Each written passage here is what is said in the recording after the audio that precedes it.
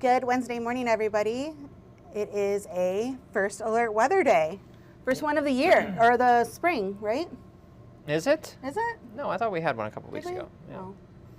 But either way, it is for a chance for seeing severe thunderstorms later this afternoon. I've been anxiously awaiting a new update from the Storm Prediction Center. We normally get one in the morning here of the severe weather outlook. But either way you look at it, whether or not we see any changes to it, it is still a first alert weather day, because what we're going to be seeing later today is a line of some showers and thunderstorms that's going to move through, and some of those storms could be on the strong side. And one of the things that we're keeping an eye on right now, and I can see it even if you look out the window here, there are some breaks in the clouds, and that might not necessarily be a good thing for today, because obviously one of the ingredients for thunderstorms is instability. And how do you get instability? You get it by getting warm, right? So we are going to be seeing that potential there of seeing those strong to severe thunderstorms, because we're likely going to see temperatures warm very quickly into the upper 60s and lower 70s over the next several hours. Now, I expect that the primary window for these strong thunderstorms to be a little bit earlier. Normally we talk about severe weather chances later in the day, but today it looks like it's from about noon to 5 p.m. Strong winds, large hail, isolated tornado cannot be ruled out with all of this. Overall, I will say the risk of widespread severe weather is rather low, but the opportunity is still there. And this is the latest update from the Storm Prediction Center that still has most of mid-Michigan under a slight risk for severe weather. I don't believe that we have gotten a new map yet. Let me double check here. It doesn't look like we have. Let me see. By the way, right now you can see that there is a slight risk for severe weather that's in place. So normally we get one by 9 o'clock, so probably within the next 20 minutes or so, we should get a brand new update from the Storm Prediction Center regarding today's severe risk. But right now we're under a slight risk of severe weather in many places. And what we saw earlier this morning were some showers that moved through mid-Michigan. Those have since moved out. Now we're seeing pretty quiet weather, and I think over the next several hours we'll actually see that quiet weather continue. But I'm going to zoom this out and point out where we need to keep an eye on for today's severe chances. Back here towards Chicago, there's already a line of showers and storms. Not severe at this time, but as it crosses the lake and gets into Michigan, we may start to see these storms intensify and possibly reach severe weather limits by the time it arrives here early in the afternoon. I was going to say, right now they don't look very threatening. They don't. Radar. No, but then as you get some of the daytime heating, as it starts to get a little bit warmer outside, we'll likely see those storms kind of pick up in intensity. So our chance for rain will increase. A lot of our computer models have the line of storms moving through mid-Michigan probably around 1, 2 o'clock or so. So what we will see is that once that line goes by, it actually dries out pretty quickly after that, and then it's going to be pretty quiet as we head into tonight. So let's show you one of our computer models here with our hour-by-hour forecast. I think it's doing a nice job handling this line of storms, and what's remarkable too is a lot of our computer models are actually in pretty good agreement with this line of thunderstorms making its way in. So you can see that even as it crosses into Michigan, how much more organized it gets into the early parts of the afternoon, and we're starting to see some of those yellows, oranges, and dark reds. That is the model showing a stronger line of thunderstorms. And I'm going to play this one more time. So this is 2:30, Yikes. and that's right along the US 127 corridor where we have this line of showers and thunderstorms. Now, one question that we'll have to see if it pans out here, if you notice back when you saw the SPC's storm outlook, it was a little bit greater once you get further to the east. Does this line get its act together and become severe before it gets here or after it leaves?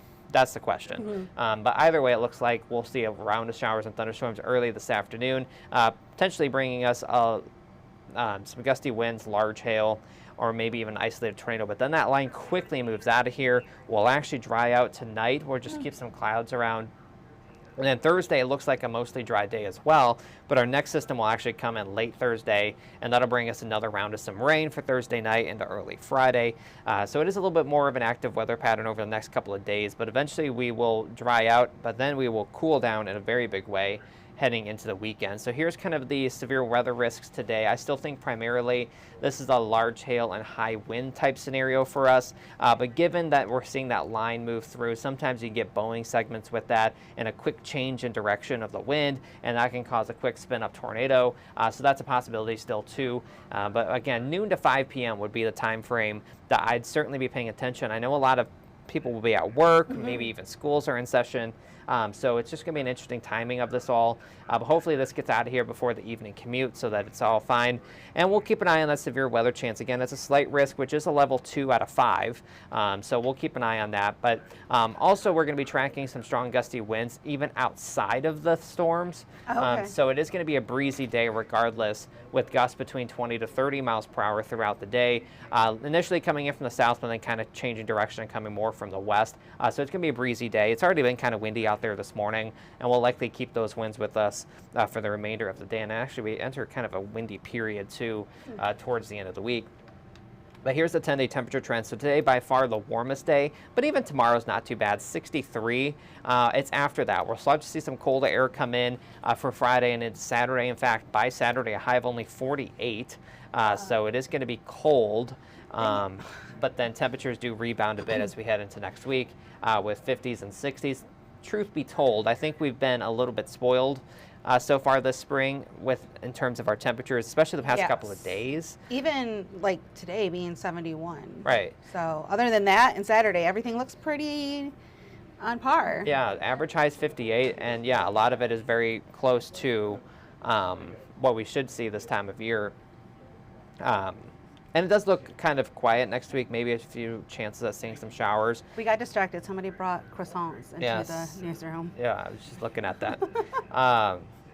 So today, by far, has the most active weather that we'll see for a while here. You know, there were some, when I was looking even last week, there were some indications that we would enter into a much cooler pattern and it would kind of stick around. The models have kind of backed off on that a bit, so that's why it looks a little bit more seasonable with temperatures in the upper 50s. But one thing, too, is that we have been seeing those temperatures this weekend. It's really the low temperatures that we'll have to keep an eye on, because we could be talking about some frost and freeze issues. I know a lot of plants can handle down to a certain temperature. I'm not expecting 20s or widespread temperatures in the 20s, but maybe right around that freezing mark. So hopefully that'll make a big difference. You don't want to obviously see any damage to any of our fruit trees or any plants that people rely on, of course. But if you do have any plants yourself that you want to protect, start thinking about it this weekend that you might want to do that, because it seems like just about everything the past couple of days has started to bloom. And so we'll keep an eye on those low temperatures down into the, the lowest I had was Saturday night of 31. Ooh, so that's right around that freezing mark. Right around that freezing mark. But hopefully it'll be okay. You know, sometimes too, we'll have a nice breeze this weekend. Even that wind can help prevent some frost from forming, which would be nice. And I know that a lot of our fruit trees, I believe, might get corrected on this, but I believe they can handle temperatures down in the 20s. Like mid-20s. But for not extended periods of time. Right, but like I think most plants will be okay this weekend, but we'll keep an eye on it with those frost and freeze concerns, just because we have seen such an early start to the spring season. A lot of, it's about 2 weeks ahead of schedule in terms of our spring bloom at this point, but we'll keep an eye on that. But that would be one thing to keep an eye on for the weekend. So I have some plants growing in my front yard. It's my first spring there, so I don't know what they are. And they're blooming. Should I maybe cover those up Saturday night? Yeah, it might not be a bad idea. Okay, and then the plants that I have in pots, probably bring them inside. Yeah, if you brought any of your plants out, I would honestly bring them in probably today or tomorrow. Not quite ready to leave them all out full time just yet. And certainly next week does look a little bit cooler with those temperatures in the 50s and 60s, so still maybe not quite there yet. But we are getting towards the end of April, March. All right, oh my goodness, I went backwards. Why? I don't know. I'm tired. May is not too far off. No.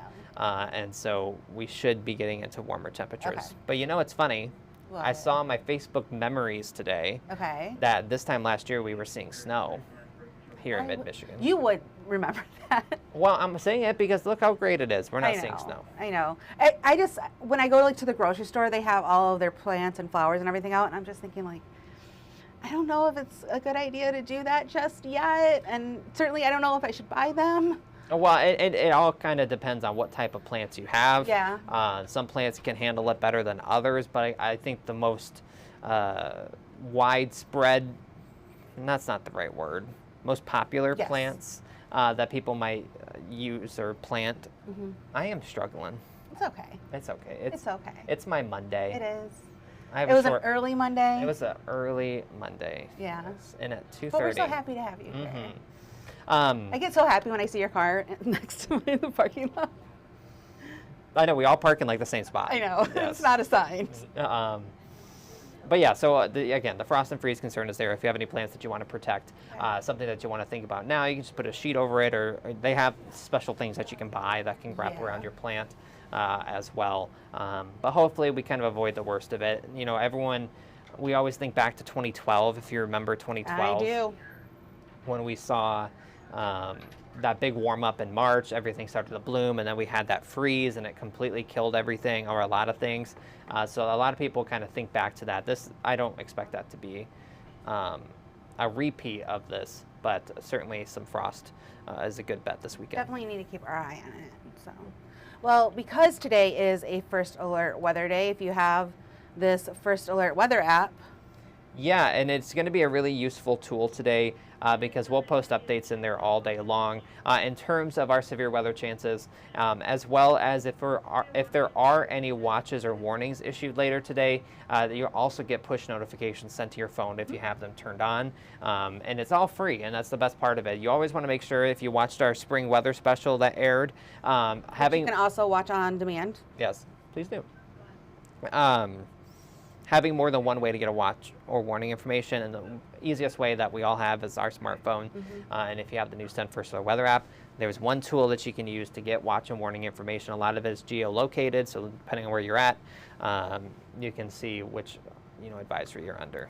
And if you go all the way, right here, enter to win a First Alert weather umbrella today only. Oh yes, Forgot about that, didn't you? I did. First Alert weather days. Check your app. You could win an umbrella. Well, and they're new umbrellas. I know. I haven't seen them yet. I gotta go ask Bronwyn. I have seen them. I have one. Well, we have one. Why didn't you? In the weather department.